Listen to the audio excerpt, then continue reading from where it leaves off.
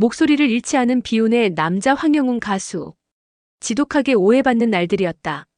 마녀 사냥처럼 확인되지 않은 말들이 불씨가 되어 그를 삼켜버렸다. 트롯 오디션 우승 문턱까지 올라갔던 남자. 그의 이름은 황영웅. 팬들은 여전히 그를 믿었다. 그러나 공중파는, 아니 미디어 환경 전체가 그에게 등을 돌렸다.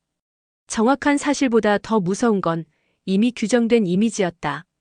그는 깡패라 불렸고 학폭 가해자로 몰렸고 데이트 폭력 가해자로 추정되었고 문신을 했다는 이유 하나로 폭력성의 증거라며 매도당했다. 그러나 그에게는 말하지 못한 정확한 맥락이 있었다. 이제 그 침묵의 시간들을 지나 그가 어떻게 다시 걸어가려 하는지 그 길을 천천히 따라가 보자. 1. 우승 직전 날아든 칼날. 그는 거의 우승이었다.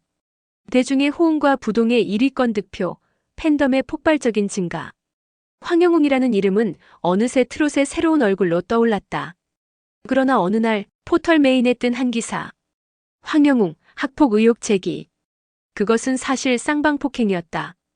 그리고 이미 벌금 50만 원 처분을 받았고 당시 상대에게 300만 원의 합의금까지 지급하여 끝난 사건이었다. 법적으로 사회적으로 이미 마무리된 사건.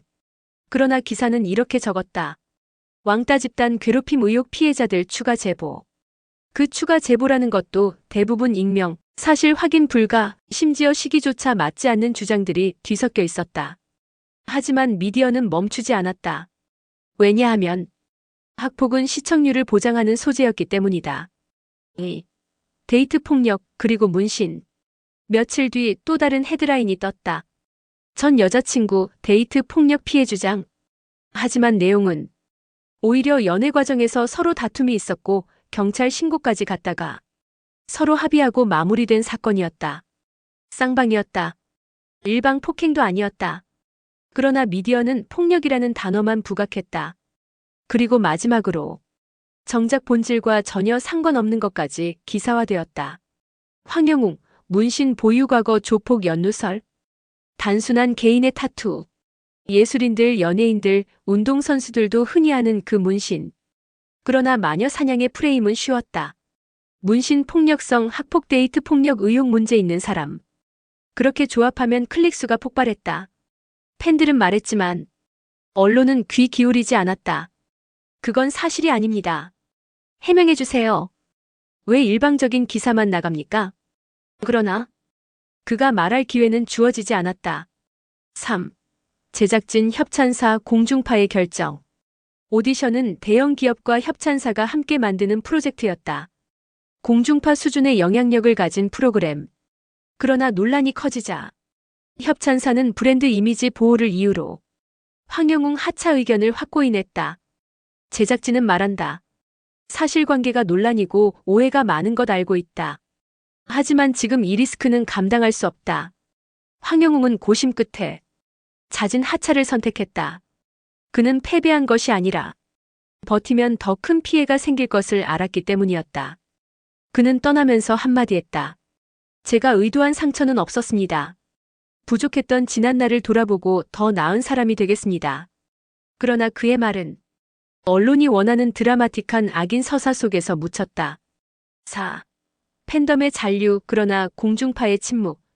놀랍게도 그가 하차한 뒤 팬덤은 더 커졌다. 왜냐하면 팬들은 언론이 너무 과하다는 걸 직접 자료를 찾아보며 확인했기 때문이다. 사건 기록, 판결문, 당시 경찰 처리 내용, 합의서, 당시 관계자 증언. 이런 자료들을 직접 찾아 온라인 커뮤니티에서 분석하고 유튜브 채널들이 반박 자료를 내놓기 시작했다. 그러나 공중파는 침묵했다. 왜냐하면 공중파는 확정적 무죄가 있어야 움직일 수 있는 구조였다. 공중파는 윤리 이슈에 매우 민감했고 거대 플랫폼일수록 리스크 제로를 원했다. 황영웅은 팬 앞에서는 살아있었지만 방송 앞에서는 존재하지 않는 사람이 되었다. 5. 침묵의 1년 전문가와의 만남. 그는 방송에서 사라졌고 어떤 인터뷰도 할 수 없었다. 그는 혼자 남아 내가 뭘 어떻게 해야 다시 음악을 할 수 있을까? 그 답을 찾기 위해 움직였다. 그는 PR 전문가를 찾아갔다. 그리고 심리상담가, 법률가, 사회공헌단체, 이미지 리빌딩 전문가를 만났다. 전문가들은 그에게 이렇게 말했다. 당신은 악인이 아니라 미디어 환경의 희생자에 가깝습니다. 하지만 그걸 스스로 말하면 오히려 역풍이 불 겁니다. 당신이 할 수 있는 건 행동으로 증명하는 것뿐입니다. 그때 황영웅은 처음으로 공식적 치료 프로그램에 참여하기 시작했다. 분노 조절 상담, 소통관계 회복 교육, 피해 예방 프로그램, 법률 리터러시 교육. 그는 이미 벌금을 내고 합의도 했지만 지금의 나를 더 책임있게 만드는 과정이라고 말하며 기록을 남겼다. 그리고 이 모든 과정은 프로그램 기관에서 증빙 문서로 남겼다. 6. 그는 왜 봉사활동을 시작했는가? 많은 연예인이 이미지 회복을 위해 봉사를 한다. 그러나 황영웅의 봉사는 달랐다. 그는 소리 없이, 카메라도 없이, SNS 업로드도 없이 수개월 동안 이어갔다. 밥을 푸고, 담요를 나르고, 장애인 시설에서 청소를 하고, 정기적으로 어르신들을 찾아가 말벗이 되었다. 봉사기관 실무자가 말했다. 처음엔 일회성일 줄 알았어요.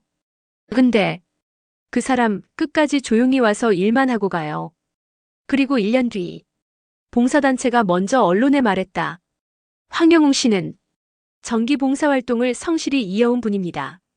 이는 그가 말하지 않아도 그를 증명해주는 중요한 자료가 되었다. 7.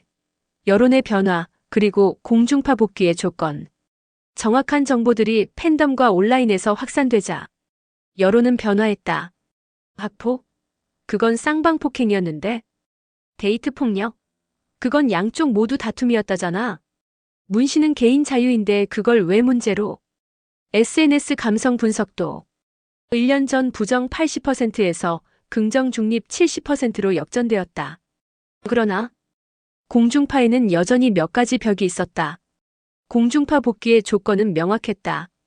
법적 리스크 없음, 치료교육 이수 증빙, 지속적 사회공헌, 여론 안정, 업계 전문가의 지지, 음악적 완성도.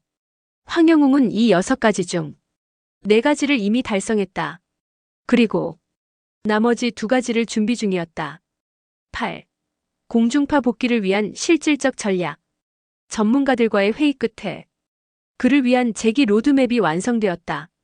1단계 작품 중심 노출, OST, 미니 앨범, 방송 없이도 공개할 수 있는 뮤직비디오, 서정적 감성적 정통 트롯이 아닌 성숙한 음악성 중심의 곡, 2단계 인터뷰 리빌딩, 사전 질문 공개, 감성 과잉 없는 솔직함, 사과 책임 재발 방지 사회적 기여 4단계 메시지, 3단계 소규모 방송 복귀, 케이블 OTT 라디오부터 시작, 4단계 공중파 복귀, 가장 큰 고비.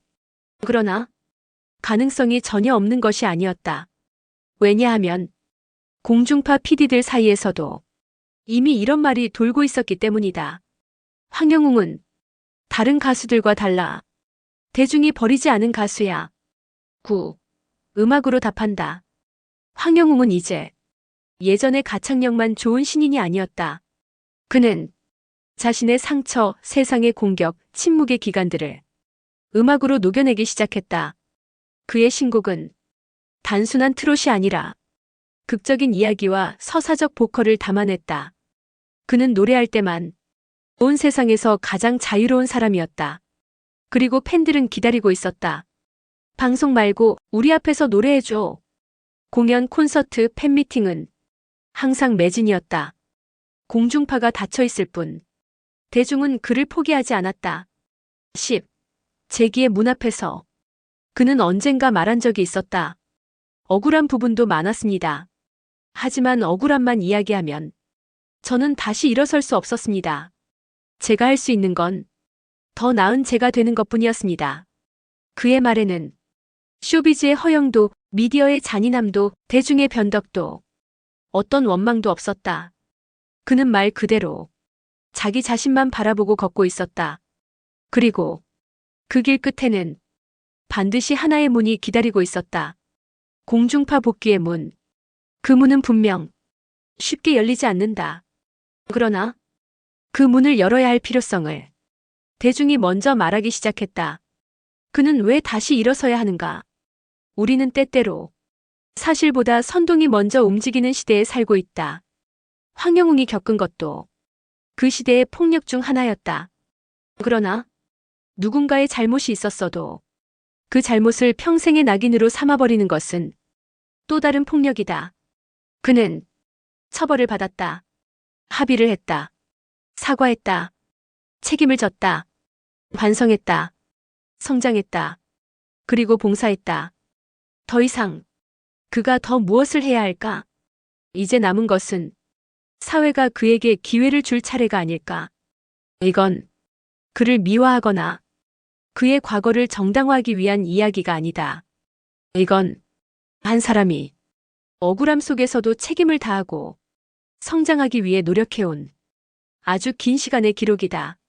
그리고 그 기록이 언젠가 그를 다시 공중파 무대 위로 올려줄 것이다.